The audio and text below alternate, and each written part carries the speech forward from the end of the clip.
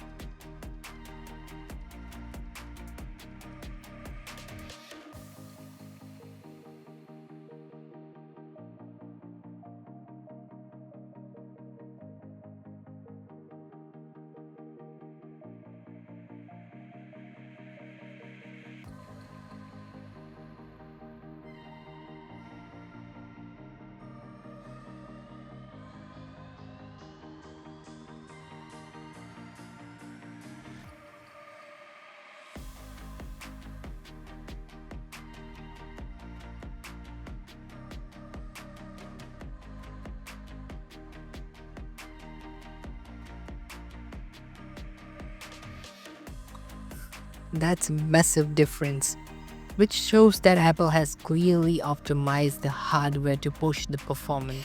What's more interesting is that in the GPU and memory segments, I noticed the biggest improvements. So if you're someone who plays high-end games, this update might make your experience smoother.